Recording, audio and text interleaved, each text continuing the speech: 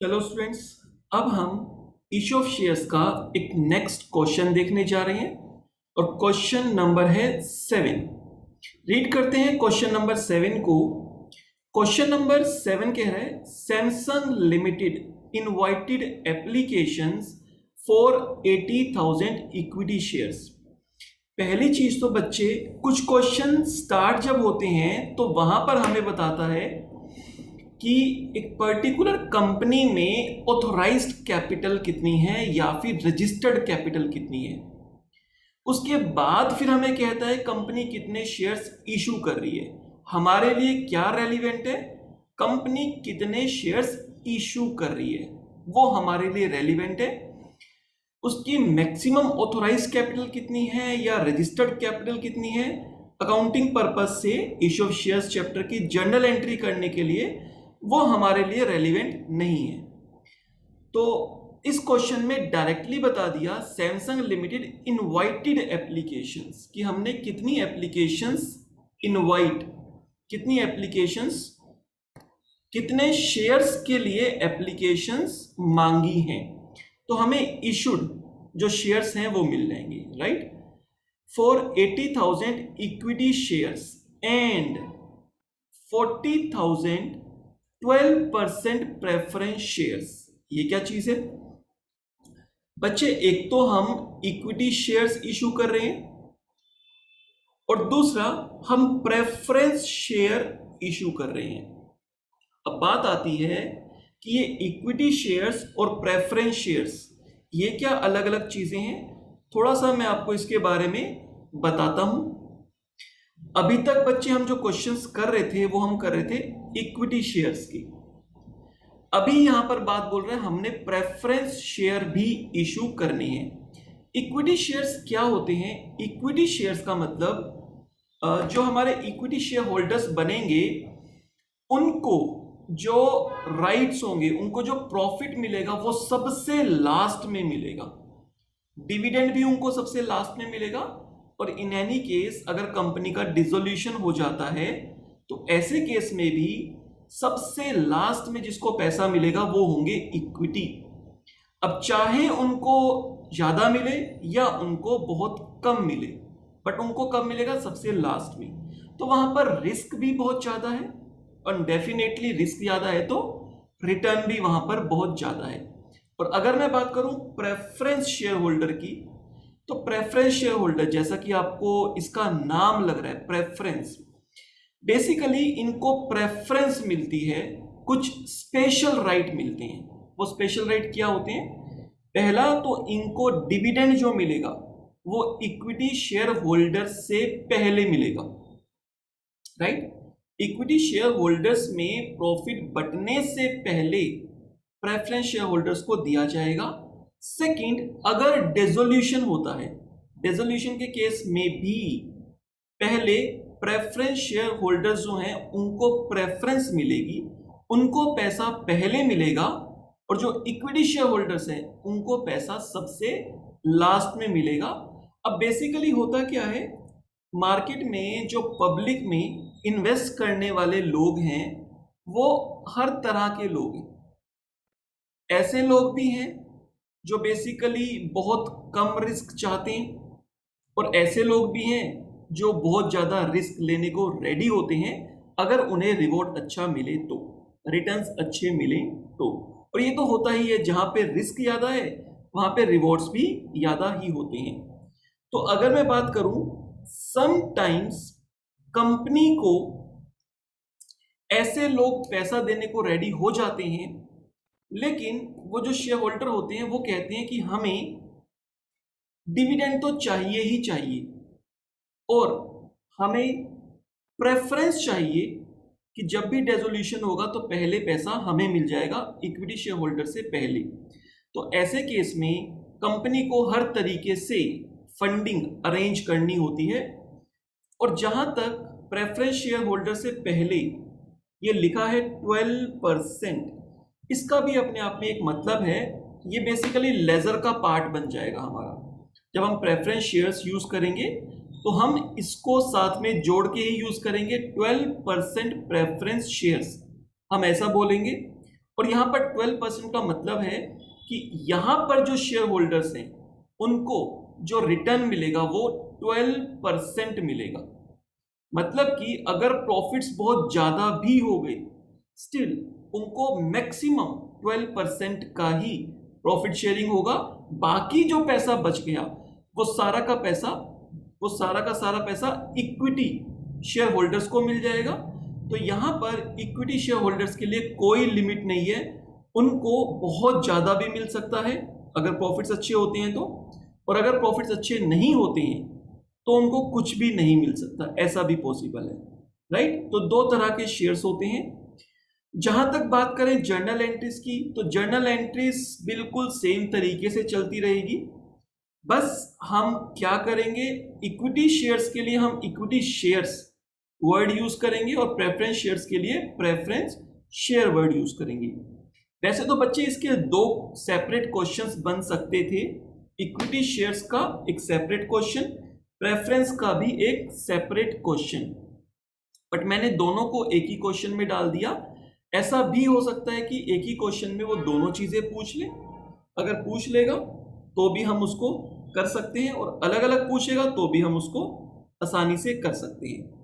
तो देखो हम इसको कैसे करेंगे। यहां मैंने जर्नल एंट्री का प्रॉपर फॉर्मेट नहीं बनाया, कॉलम फॉर्म में बना दिया, क्योंकि यहां पर जर्नल एंट्रीज थोड़ी ज्यादा होंगी। जितनी इक्विटी शेयर होल्डर्स की जर्नल एंट्री होंगी मोर और लेस उतनी ही हमारी प्रेफरेंस शेयर होल्डर्स की भी, प्रेफरेंस शेयर्स की भी जर्नल एंट्रीज होंगी। स्टार्ट करते हैं। Samsung limited invited applications for 80,000 equity shares. मैं जो वर्किंग बनानी है उसको मैं ऊपर बना लेता हूं इस क्वेश्चन में। ये मेरे हो गए इक्विटी शेयर्स,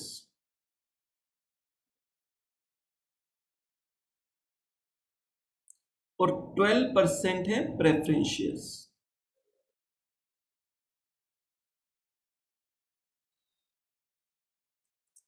ये दो तरह के शेयर्स हैं, दो तरह की शेयर कैपिटल मैं रेज करने जा रहा हूं। इक्विटी शेयर्स की बात करें तो इक्विटी शेयर्स हैं 80,000 नंबर्स में। प्रेफरेंस शेयर्स की बात करें तो प्रेफरेंस शेयर्स नंबर में है 40,000। आगे अगर हम बात करें, applications were received for all the equity shares. Equity shares तो जितने इशू हो रहे हैं 80,000 सबके लिए एप्लीकेशंस आ गई, मतलब इतनी ही एप्लीकेशंस आई, ना कम ना ज्यादा।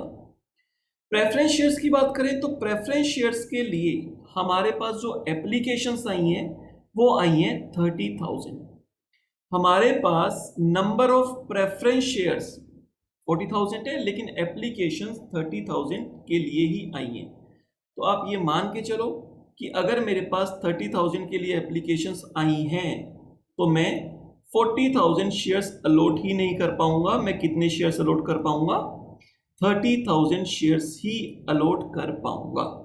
तो प्रेफरेंस शेयर्स का जो क्वेश्चन है वो मेरा 30,000 शेयर्स से चलेगा, राइट। इक्विटी शेयर्स की बात करें तो वो हमारा 80,000 शेयर से चलेगा, उसमें हमारे पास एप्लीकेशंस 80,000 के लिए आ चुकी है।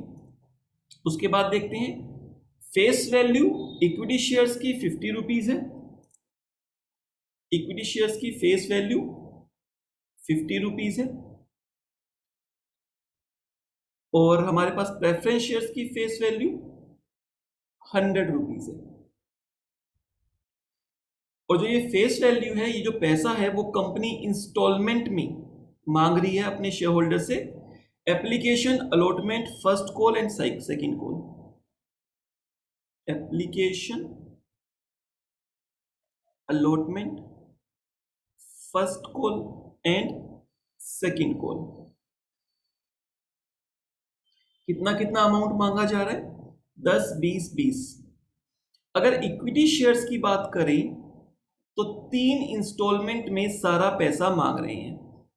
10 रुपए एप्लीकेशन पे, 20 रुपए अलॉटमेंट पे, 20 रुपए फर्स्ट कॉल, और सेकंड कॉल की तो जरूरत ही नहीं पड़ेगी। फर्स्ट कॉल पर ही जितना पैसा है सारा हम फर्स्ट कॉल पे ही मांग रहे हैं, फर्स्ट कॉल तक ही मांग रहे हैं।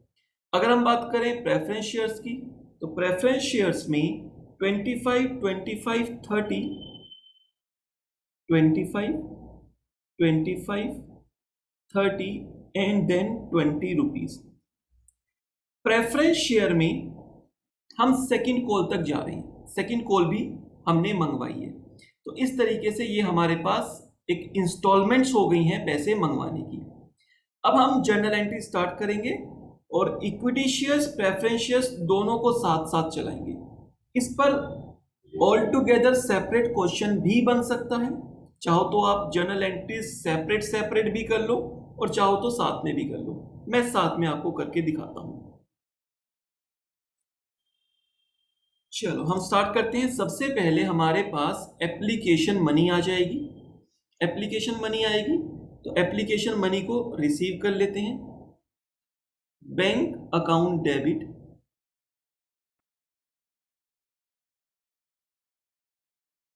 Bank account debit to. अब ध्यान रखना है बच्चे आपको, क्वेश्चन में जो वर्ड यूज किया जाएगा, अगर सिर्फ वो यूज कर रहा है शेयर कैपिटल या फिर सिर्फ शेयर्स तो आप शेयर यूज करना। अगर वो वर्ड यूज कर रहा है इक्विटी शेयर्स तो आप भी इक्विटी शेयर्स वर्ड ही यूज करना। वैसे शेयर्स का मतलब भी इक्विटी शेयर्स ही होता है अगर सिर्फ शेयर्स बोला जाता है, बट शेयर्स की हमने देखा कि कैटेगरी है, इक्विटी शेयर्स भी हो गया, प्रेफरेंस शेयर्स भी हो गया। सिर्फ शेयर्स बोल रहे हैं तो उसका मतलब अपने आप में इक्विटी शेयर्स ही होता है। बट अगर क्वेश्चन में वो इक्विटी शेयर बोलता है तो आप भी जर्नल एंट्री में इक्विटी शेयर यूज करना, और अगर सिर्फ वो शेयर्स बोलता है तो खाली शेयर्स आप यूज कर लोगे।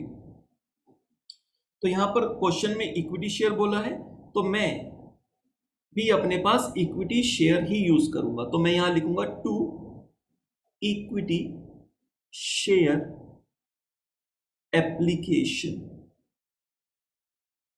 Account. Equity share application account. अगर इक्विटी वर्ड यूज नहीं किया होता तो मैं भी यहां पर सिर्फ टू शेयर एप्लीकेशन लिख देता, बट अगर उन्होंने इक्विटी लिखा है तो आप भी इक्विटी लिख देना। और यहां पर बच्चे हमारा अमाउंट हो जाएगा 80,000 मल्टीप्लाई 10, 8 लाख रुपीस हमारे पास आ जाएंगे।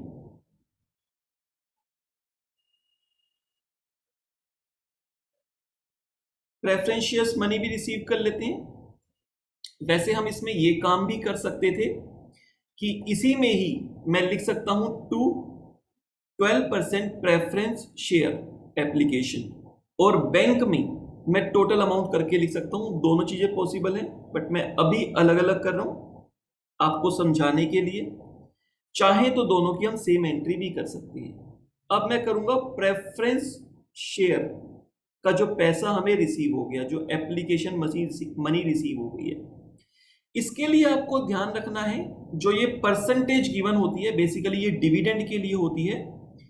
10% हो, 12% हो, 15% हो, इस परसेंटेज को आपको लेजर में नाम के साथ ही यूज करना है। मतलब मैं यहां पे लिखूंगा टू 12% प्रेफरेंस शेयर एप्लीकेशन, तो परसेंटेज को भी आपको साथ में ही चलाना है। 12% प्रेफरेंस शेयर एप्लीकेशन। कितना पैसा आएगा? एप्लीकेशन, वैसे तो शेयर्स हमारे पास 40,000 थी, बट एप्लीकेशन हमें 30,000 शेयर्स की ही आई। 30,000 मल्टीप्लाई 25, 7,50,000 रुपए। ये बच्चे अभी हमारी एक ही एंट्री हुई है बैंक में रिसीव करने की। ये एंट्री अभी एक ही है, बट दो डिफरेंट तरह के शेयर्स थे तो दोनों के लिए मुझे करनी पड़ी। इन दोनों की बच्चे आप एक एंट्री भी कर सकते हो। मैं एक एंट्री क्या कर सकता था, बैंक अकाउंट डेबिट और बैंक दोनों अमाउंट ऐड कर देता, 8 lakh plus 7,50,000 to equity share application to 12% preference share application, right. और अलग अलग भी कर सकते थे। ये दोनों हमारी जो फर्स्ट एंट्री होती है बैंक में पैसा रिसीव करने की, ये वो है। सेकेंड एंट्री क्या होती है? सेकेंड एंट्री होती है जो हमने शेयर एप्लीकेशन मनी रिसीव की है उसको ट्रांसफर करने की शेयर कैपिटल में। तो दोनों तरह की शेयर कैपिटल को मैं ट्रांसफर करूंगा। क्लियर? दोनों तरह की। तो फर्स्ट मैं इक्विटी शेयर जो एप्लीकेशन मनी है उसको ट्रांसफर कर देता हूं, और एंट्री इसकी क्या हो जाएगी, इसकी एंट्री बन जाएगी बच्चे इक्विटी शेयर एप्लीकेशन। अब मैं इक्विटी वर्ड हर जगह यूज कर लूंगा, equity share application account debit to, यहां पर भी मैं लिखूंगा इक्विटी शेयर कैपिटल। आपने पहले वाला क्वेश्चन देखा होगा, मैं यूज कर रहा था टू शेयर कैपिटल। अगर वो इक्विटी वर्ड यूज नहीं करता तो मैं भी सिर्फ शेयर कैपिटल लिख देता, और अगर वो स्पेसिफिकली इक्विटी वर्ड यूज कर रहा है तो आप भी इक्विटी वर्ड यूज करना। क्लियर? चलो, कितना अमाउंट है यहां पर, 8 लाख रुपीज है, तो 8 लाख रुपीज ट्रांसफर कर देते हैं शेयर कैपिटल में।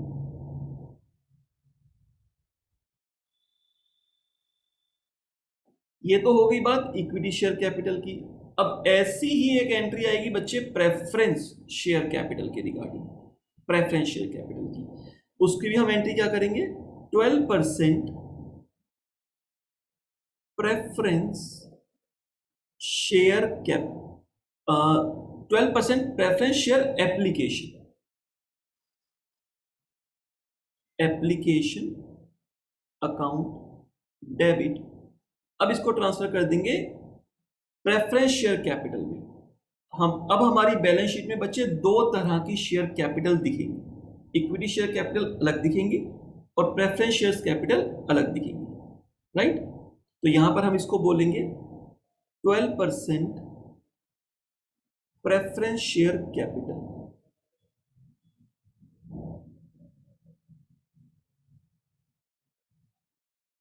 और अमाउंट कितना हो जाएगा, अमाउंट होगा 7,50,000 रुपीज, 7,50,000 रुपये।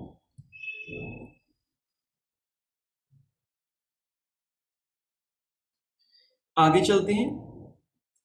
ये बच्चे अदरवाइज जो हमारी दो एंट्रीज हुआ करती थी, एप्लीकेशन को लेकर दो एंट्री होती थी, एक एप्लीकेशन मनी रिसीव करने की, दूसरी एप्लीकेशन का अमाउंट शेयर कैपिटल में ट्रांसफर करने की, या आप उसको ड्यू की एंट्री भी बोल सकते हो। तो अभी हमारी दो ही एंट्री हुई है, देखा जाए तो दो ही एंट्री है, इक्विटी शेयर कैपिटल की दो एंट्री और प्रेफरेंस शेयर कैपिटल की दो एंट्री, राइट? तो अभी ये सारी बात एप्लीकेशन की है। अगर आपको equity share capital share application की एंट्री आ गई है, तो चाहे वो इक्विटी शेयर एप्लीकेशन हो और चाहे वो प्रेफरेंस शेयर एप्लीकेशन हो, आप दोनों की एंट्री कर सकते हो, उसमें कोई चेंज नहीं है। चलो आगे देखते हैं नेक्स्ट, अलॉटमेंट मनी। अब आते हैं अलॉटमेंट मनी पर।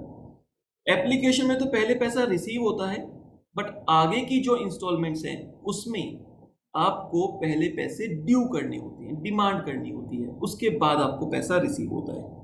तो आगे चलते हैं। अब मैं पहले एंट्री करूंगा अलॉटमेंट ड्यू करने की, क्लियर? तो अलॉटमेंट ड्यू करने की एंट्री मेरे पास हो जाएगी equity share allotment account debit. बच्चे वही एंट्री है, घबराने की जरूरत नहीं है, बस आगे इक्विटी वर्ड लगा दिया। और प्रेफरेंस शेयर्स का सेपरेट क्वेश्चन हो सकता है, मैंने मिक्स कर दिया, तो बीच में दो एंट्री हमारे पास इक्विटी शेयर्स की आ रही है, दो एंट्री प्रेफरेंस शेयर्स की आ रही है, क्लियर? तो यहां पर हो जाएगा to equity share capital,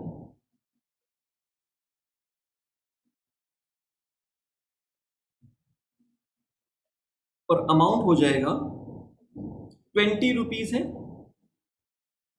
20 rupees, और शेयर्स है 80,000। यहां पे तो पूरा 80,000 के लिए एप्लीकेशंस आई थी, 80,000 शेयर्स हम दे सकते थे, तो आसानी से ही हमने 80,000 ही अलॉट किए होंगे। 80,000 मल्टीप्लाई 20, 16 लाख रुपीज, 16 लाख रुपए से हमारी ये एंट्री हो जाएगी।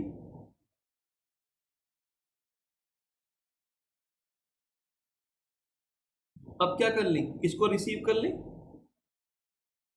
यस, रिसीव कर सकते हैं, लेकिन हम प्रेफरेंस शेयर्स भी साथ साथ चला रहे हैं, हम प्रेफरेंस शेयर्स भी साथ साथ चला रहे हैं। तो इक्विटी शेयर को ड्यू कर दिया, अब आप प्रेफरेंस शेयर को ड्यू कर दो, फिर इक्विटी शेयर रिसीव कर लेना और प्रेफरेंस शेयर भी रिसीव कर लेना, राइट? तो मैं प्रेफरेंस शेयर ड्यू कर लेता हूं, 12%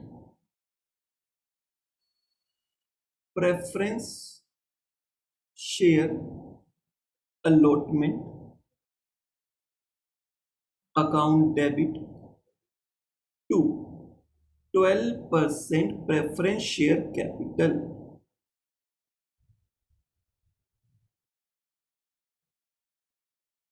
लेजर का नाम थोड़ा बड़ा हो जाएगा बस, बाकी घबराने वाली कोई बात नहीं है।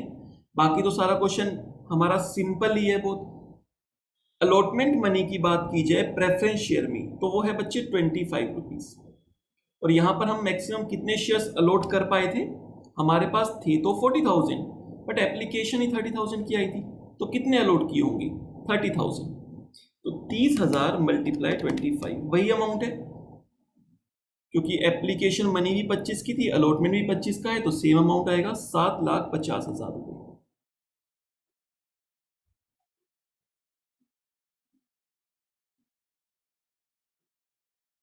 अब हम क्या करेंगे, मनी रिसीव करने की एंट्री। अब मैं एक काम करता हूं, अच्छा एप्लीकेशन के टाइम पर हमने जो रिसीव किया पैसा, इक्विटी शेयर और प्रेफरेंस शेयर्स के लिए अलग अलग एंट्री की थी, और मैंने आपको बताया था कि दोनों सेम एंट्री भी कर सकते हो। तो मैं यहां पर अलॉटमेंट के टाइम पे क्या करता हूं, मैं आपको सेम एंट्री करके दिखा देता हूं, आपको समझ भी आ जाएगा सेम एंट्री कैसे करते हैं, और हमारी एक एंट्री कम भी हो जाएगी। तो मैं क्या एंट्री डालूंगा यहां पर, बैंक अकाउंट डेबिट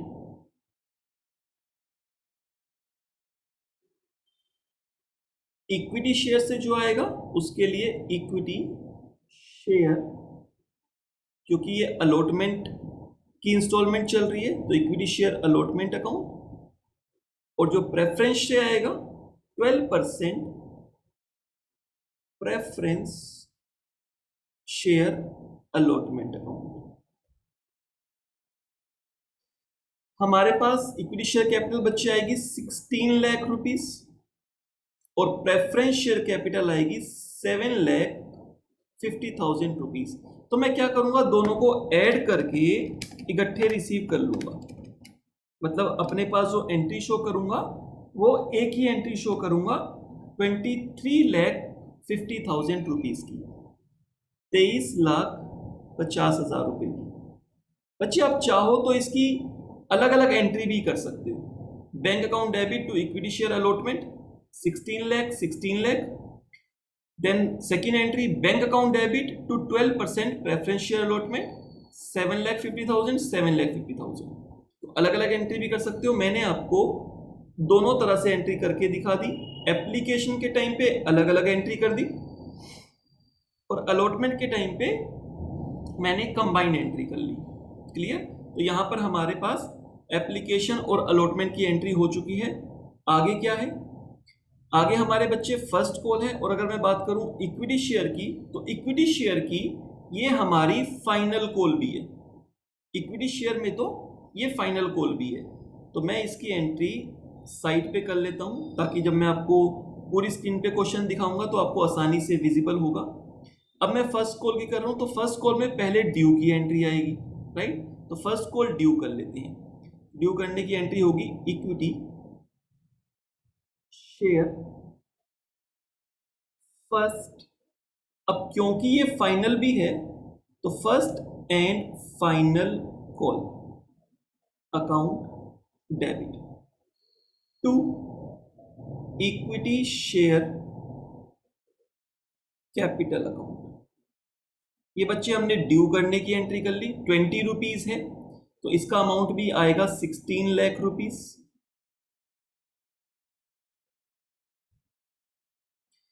अब मैं क्या एंट्री कर लूंगा, अब मैं एंट्री करूंगा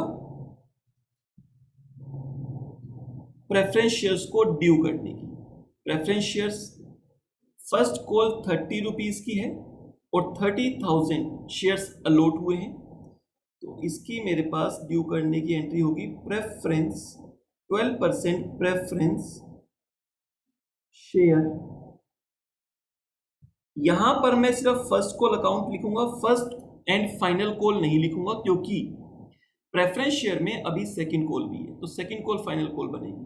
12% preference share first call account to 12% preference share capital.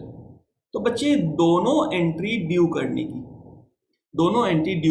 Due की एंट्री क्या होती है, शेयर कैपिटल क्रेडिट होती है, उसके अंदर अपनी शेयर कैपिटल हम रेज करते हैं। इसका अमाउंट कितना आएगा, 30 रुपीज है, 30 मल्टीप्लाई 30,000 यानी कि हमारे पास आ जाएगा 90,000 rupees, sorry 9 lakh rupees, 9 lakh. 30,000 share multiply 30 rupees. आगे चलते हैं, नेक्स्ट पैसा बैंक में रिसीव कर लेते हैं। तो फर्स्ट कॉल जब रिसीव होगी तो मैं एक काम करता हूं, फिर से दोनों अमाउंट को रिसीव करने की एक ही एंट्री डाल देता हूं। अब तो आप सीख ही गए हो, अलग अलग भी कर सकते हो आसानी से। Bank account debit to equity share first and final call. और जो प्रेफरेंस शेयर्स है to 12% preference share first call account. Amount कितना हो जाएगा, दोनों को ऐड कर दो, 16 plus 9, 16 lakh equity share capital है फर्स्ट कॉल के लिए, और 9 लाख रुपीस हमारी प्रेफरेंस शेयर कैपिटल है फर्स्ट कॉल के लिए। तो 16 प्लस 9 बच्चे हो जाएगा 25 लाख रुपीस। तो ये एंट्री मेरी 25 लाख रुपीस से हो जाएगी।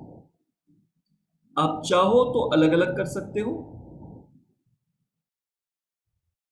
टोटल 25 लाख रुपीस आ गए हैं, 16 लाख शेयर कैपिटल के और 9 lakh rupees preference share first call के।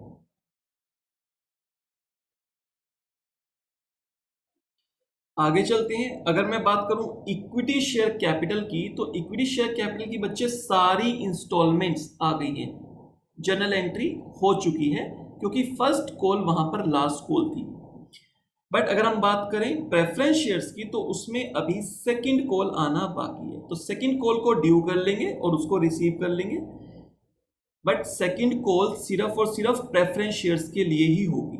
अगर ये इक्विटी शेयर का क्वेश्चन होता, इक्विटी शेयर कैपिटल का, तो ये क्वेश्चन यहाँ पे खत्म हो चुका होता।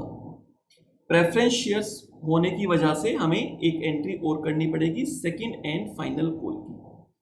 12% preference share second and final call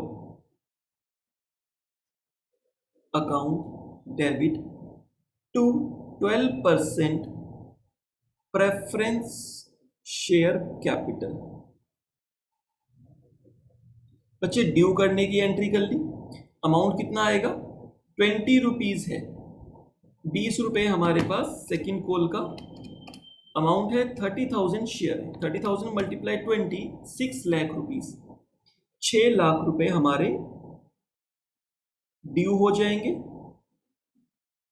और उसके बाद 6 लाख रुपए हम रिसीव भी कर लेंगे। रिसीव करने की एंट्री डाल देते हैं, bank account debit to 12% preference share second and final call. बच्चे थोड़े से लेजर का नाम बड़े हो जाएंगे, बट स्टिल मैं आपको कह रहा हूं कि क्वेश्चन हमारा इजी है। तो यहां पर बच्चे ये क्वेश्चन हमारा कंप्लीट हो जाता है, और मान के चलो अपने आप में 2 क्वेश्चंस कर दिए हमने इक्विटी शेयर्स को भी डील कर लिया और हमने प्रेफरेंस शेयर्स को भी डील कर लिया। तो देखो ये पूरा क्वेश्चन आपको अब एक स्क्रीन पे दिख पा रहा है। मैं आपको कोशिश करता हूँ वर्किंग नोट भी आपको दिखा देता हूँ, थोड़ा सा और छोटा कर देते हैं इसको। चलो, तो अब आपको वर्किंग भी दिख पा रही है और सारी जर्नल एंट्रीज भी दिख पा रही है। एप्लीकेशन के लिए जब पैसा रिसीव हुआ तब मैंने इक्विटी और प्रेफरेंस दोनों के लिए अलग अलग एंट्री की है, तो 2 एंट्री हुई है। उसके बाद अलॉटमेंट पे और फर्स्ट कॉल पे इस टाइम पे बैंक की एंट्री मैंने कंबाइंड कर दी, तो दोनों केस में एक एक एंट्री ही करनी पड़ी, और सेकंड कॉल जो थी वो सिर्फ प्रेफरेंस शेयर्स में थी, तो इसलिए उसकी एंट्री सिर्फ प्रेफरेंस शेयर में हुई, इक्विटी शेयर्स में उसकी एंट्री नहीं हुई है। क्लियर? तो यहां पर क्वेश्चन नंबर 7 हमारा कंप्लीट हो जाता है।